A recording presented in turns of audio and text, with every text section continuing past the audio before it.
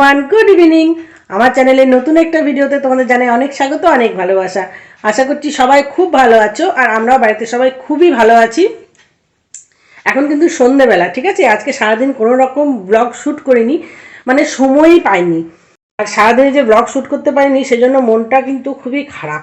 এমনি তো আমার মন অন্য একটা বিষয় একটু খারাপ আছে, যেটা হচ্ছে এখন তো অগ্রহায়ণ মাস চলছে, তো বিয়ের মাস, কিন্তু আমাদের একটাও নিমন্ত্রণ আসেনি। এটা খুব মন খারাপের ব্যাপার। তো যাই হোক, আজকে সন্ধ্যাবেলায় যে ভিডিওটা শ্যুট করছি সেটা হচ্ছে যে আমার হাজব্যান্ড আজকে নতুন একটা রেসিপি করবে, তো ভাবলাম সেটাই তোমাদের সাথে শেয়ার করি। কারণ কোনো রকম ব্লগ ভিডিও যখন করিনি তখন কোনো একটা সুন্দর জিনিসই আজকে করে তোমাদের দেখায়। তো ইউনিক স্টাইলের একটা রেসিপি করবে। আর যখনই বললো রেসিপিটা করব, তখনই আমি বলেছিলাম যে আমি কিন্তু এটা শ্যুট করবো এবং আমার চ্যানেলে দেব। তো মহাশয় তাতে রাজি হয়েছেন। ঠিক আছে, তো চলো এখন সোজা চলে যাব রান্নাঘরে। আর এখন ঘড়িতে বাজে অনেক, 6:40 বাজে, ঠিক আছে। আর যেহেতু এখন একটু ঠান্ডা পড়ে গিয়েছে, তাই একটু সকাল সকালই সন্ধ্যেটা লেগে যায়, মানে অন্ধকার হয়ে যায় একটু সকাল সকাল। তো বাড়িতে সবাই আছে, যে যার নিজের কর্ম করছে। আর এদিকে আমার হাজব্যান্ড আমাকে দায়িত্ব দিয়েছে, সেটা হচ্ছে, এখন কি বলে দেবো তোমাদের? হ্যাঁ, বলেই দিই। আমার হাজব্যান্ড আমাকে দায়িত্ব দিয়েছে 1.5 কিলো গাজরকে গ্রেট করার। আজকে ইউনিক স্টাইলের গাজরের রেসিপি হবে আমাদের বাড়িতে, আর সেটা করবে আমার প্রতিদেবতা। তো দেখা যাক গাজরের রেসিপিটা কীরকম হয়। এমনিতে আমার প্রতিদেবতা রান্নার হাত কিন্তু খুব একটা খারাপ নয়, বেশ ভালোই।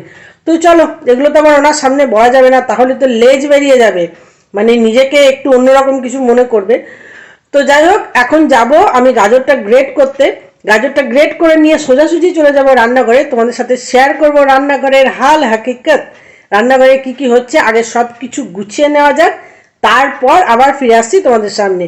তো কেউ কিন্তু ভিডিওটা স্কিপ করো না, সবাই সঙ্গে থেকো। নতুন স্টাইলের একটা রেসিপি আজ তোমরা শিখতে পারবে। দেখো বাইরে কতটা অন্ধকার, আর এখন আমি চলে এসেছি রান্নাঘরে। এখানে মোটামুটি গুছিয়ে নেওয়া হয়েছে।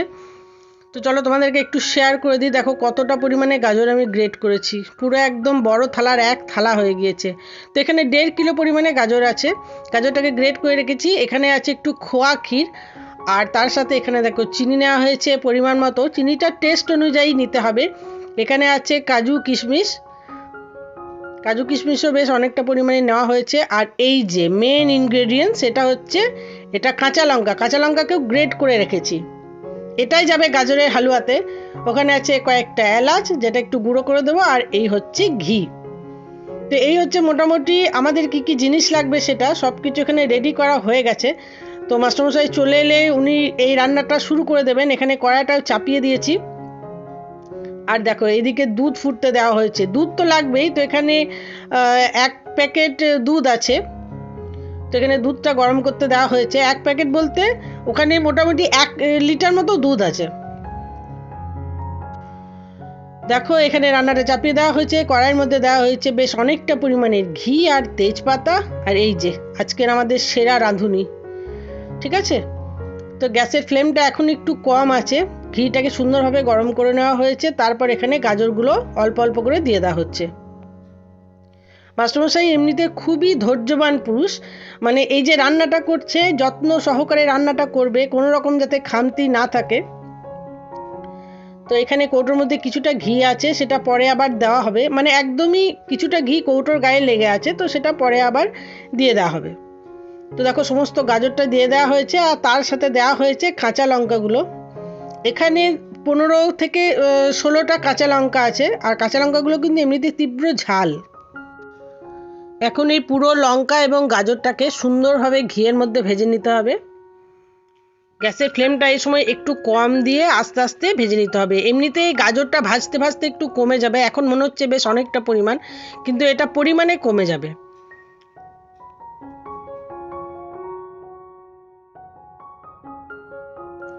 আর মাস্টারমশাই এখানে গাজরটা ভাজতে থাকুক। আর এখানে যে দুধটা বসানো আছে, মাস্টারমশাই আমাকে বললেন দুধটা সমানে নাড়াচাড়া করতে। তো দেখো বন্ধুরা, গাজরটা কিছুটা ভাজা হয়ে যাওয়ার পর এখানে কাজু বাদাম এবং কিশমিশটা দিয়ে দেওয়া হলো। তো কাজু বাদাম এবং কিশমিশটাও এই সময় এই যে গাজরটা ভাজা হচ্ছে এই গাজরের সঙ্গেই ভেজে নেওয়া হবে। আজকের এই রেসিপিটার প্রধান যে উপাদান, যেটা মেন, সেটা হচ্ছে কাঁচা লঙ্কা। আমি কিন্তু এর আগে কোনো দিন কাঁচা লঙ্কা দিয়ে গাজরের হালুয়া খাইনি। তো এটা মাস্টারমশাই মানে একটু কি বলবো ওই এক্সপেরিমেন্ট করছেন আর কি, যে কাঁচা লঙ্কা দিলে কেমন হয় জিনিসটা। তো সেই জন্য এইভাবে একটু করা হচ্ছে। তো দেখা যাক এই টেস্টের মধ্যে কি ফারাক আসে। আর এই যে দুধটা যখন ফুটছিল তখন দুধের মধ্যে এলাচটাকে গুঁড়ো করে দিয়ে দেওয়া হয়েছে। দুধের মধ্যে এলাচটা গুঁড়ো করে দিয়ে ভালোভাবে নাড়িয়ে নিতে হবে যাতে সুন্দরভাবে এটা দুধের মধ্যে মিশে যায়।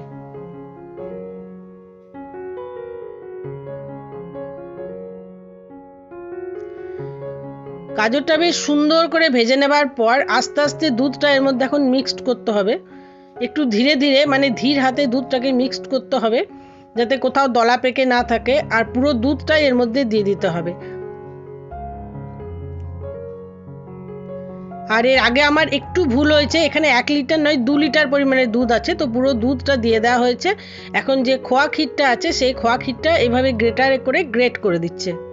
পুরো খোয়া ক্ষীরটাকে গ্রেট করে দিতে হবে। খোয়া ক্ষীরটা দিলে এই যে গাজরের হালুয়াটা হচ্ছে এটার টেস্টটা আরও সুন্দর হবে, মানে আরও বাড়বে আর কি টেস্টটা। এখানে 250 গ্রাম মতো খোয়া ক্ষীর আছে, তো খোয়া ক্ষীরটাকে পুরোটাই এখন এর মধ্যে গ্রেট করে দিয়ে দিতে হবে।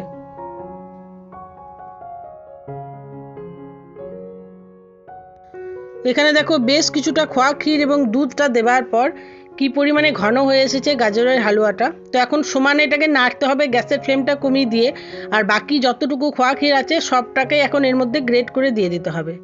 তো মোটামুটি এরকম এসে দাঁড়িয়েছে, থিকনেসটা এরকম হয়েছে গাজরের হালুয়াটার। এখন হাজব্যান্ড এটাকে খুবই আলতো হাতে নাড়ছে যেন এটা তলাতে ধরে না যায়, কারণ ধরে গেলে টেস্টটা নষ্ট হয়ে যাবে। এবং সব শেষে এর মধ্যে মিশিয়ে দিচ্ছে পরিমাণ মতো চিনি। এখন এই চিনিটা যে যে পরিমাণ মিষ্টি খাবে সেই পরিমাণ অনুযায়ী চিনিটা দিয়ে দেবে। তো দেখো এখানে অল্প কিছুটা চিনি দেওয়া হলো। এখন এই চিনিটাকে দেওয়ার পর সমানে এটাকে নাড়তে হবে যেন চিনিটা এর মধ্যে সুন্দরভাবে মিশে যায় এবং চিনিটা গলে যায়। এখনও কিন্তু গ্যাসের ফ্লেমটা একদম কম করা আছে। আর এখন এই হালুয়াটাকে আরও কিছুক্ষণ নাড়তে হবে এবং আরও একটু ঘন করতে হবে। তো চলো এখন আমার হাজব্যান্ড এই হালুয়াটা নাড়তে থাকুক, ঘন করতে থাকুক, আর আমি একদম শেষে এই হালুয়াটার লুকসটা কীরকম এসেছে সেটা তোমাদের সাথে শেয়ার করব। আর আমার হাজব্যান্ডের পরিশ্রম কতটা সফল হয়েছে সেটাও তোমাদের সাথে শেয়ার করব।